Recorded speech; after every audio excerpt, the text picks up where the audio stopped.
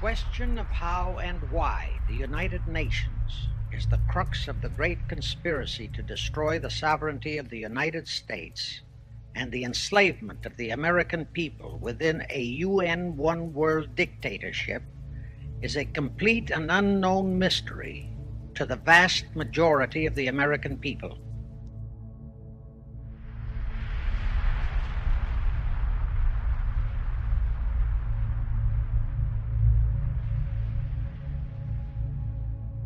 The reason for this unawareness of the frightening danger to our country and to the entire free world is simple.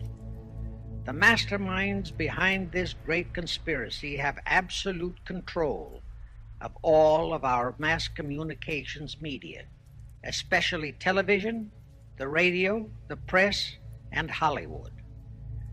We all know that our State Department, the Pentagon, and the White House have brazenly proclaimed that they have the right and the power to manage the news, to tell us not the truth, but what they want us to believe.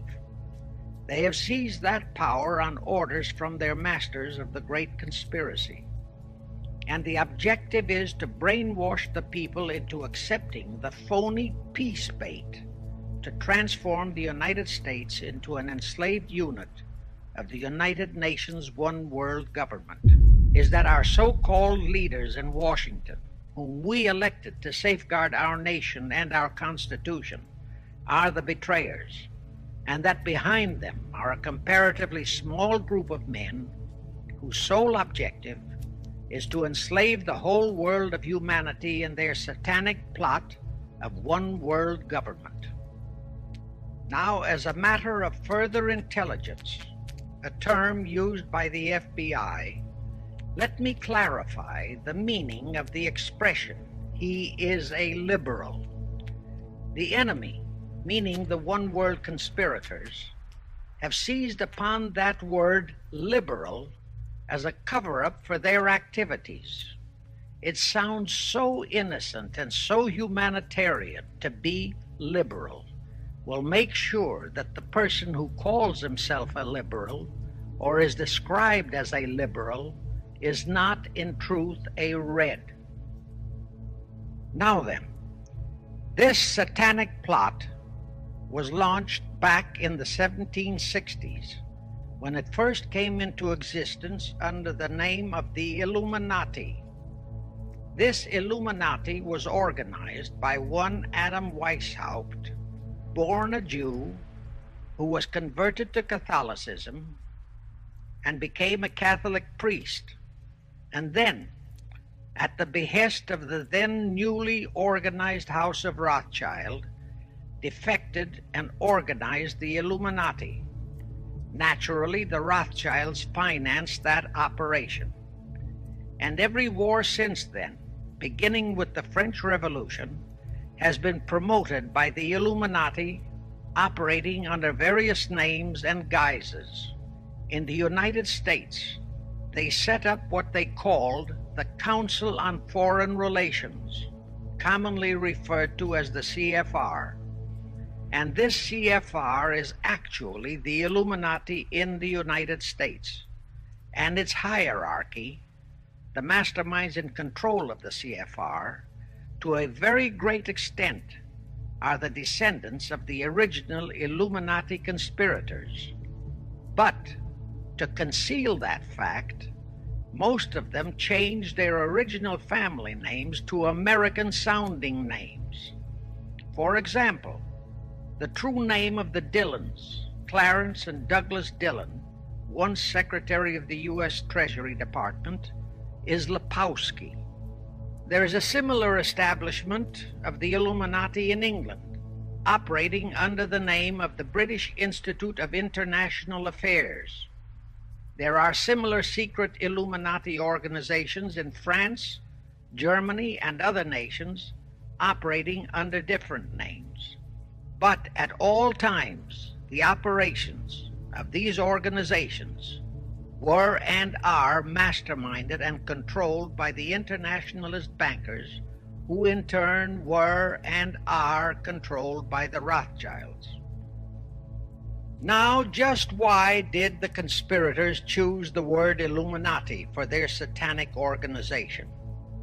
Weishaupt himself said that the word is derived from Lucifer and means holders of the light, using the lie that his objective was to bring about a one-world government to enable those with mental ability to govern the world and prevent all wars in the future.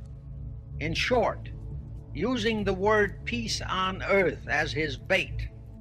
Perhaps the most vital directive in Weishaupt's plan was to obtain absolute control of the press so that all news and information could be slanted, so that the masses could be convinced that a one-world government is the only solution to our many and varied problems.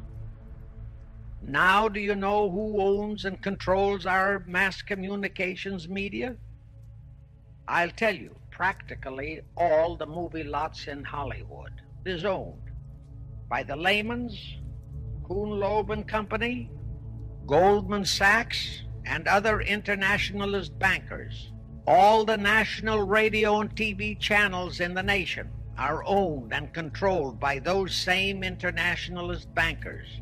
In 1834, the Italian revolutionary leader Giuseppe Mazzini was selected by the Illuminati to direct their revolutionary program throughout the world. Mazzini had enticed an American general named Albert Pike into the Illuminati.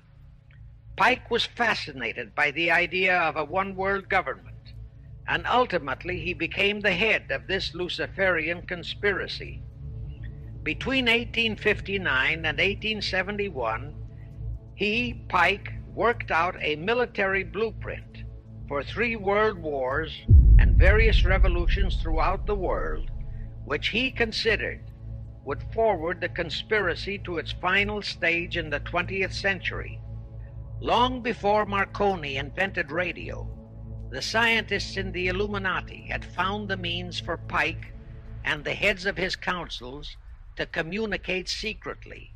It was the discovery of that secret that enabled intelligence officers to understand how apparently unrelated incidents, one such as the assassination of an Austrian prince at Sarajevo, took place simultaneously throughout the world, which developed into a war or a revolution.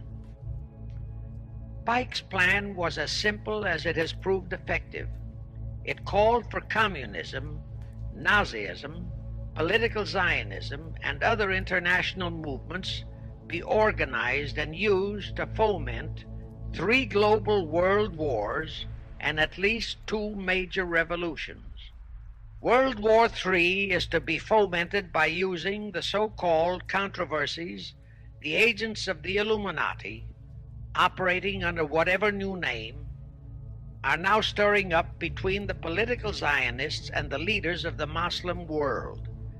That war is to be directed in such a manner that all of Islam and political Zionism, Israel, will destroy each other, while at the same time the remaining nations, once more divided on this issue, will be forced to fight themselves into a state of complete exhaustion, physically, mentally, spiritually, and economically. Now, can any thinking person doubt that the intrigue now going on in the Near, Middle, and Far East is designed to accomplish that satanic objective? Pike himself foretold all this in a statement he made to Mazzini on August 15, 1871.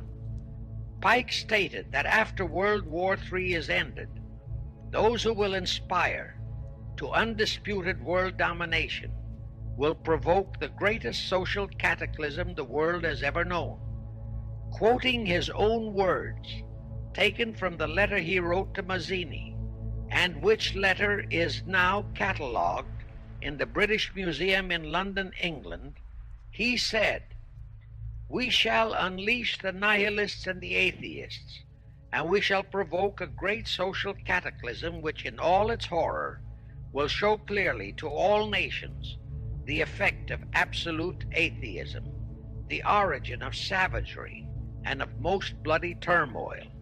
Then everywhere, the people forced to defend themselves against the world minority of revolutionaries will exterminate those destroyers of civilization, and the multitudes disillusioned with Christianity, whose deistic spirits will be from that moment on without direction and leadership, and anxious for an ideal but without knowledge where to send its adoration, will receive the true light through the universal manifestation of the pure doctrine of Lucifer, brought finally out into public view, a manifestation which will result from a general reactionary movement which will follow the destruction of Christianity and atheism, both conquered and exterminated at the same time. Anyway, the ending of the Civil War destroyed, temporarily, all chances of the House of Rothschild to get a clutch on our money system, such as they had acquired in Britain and other nations in Europe.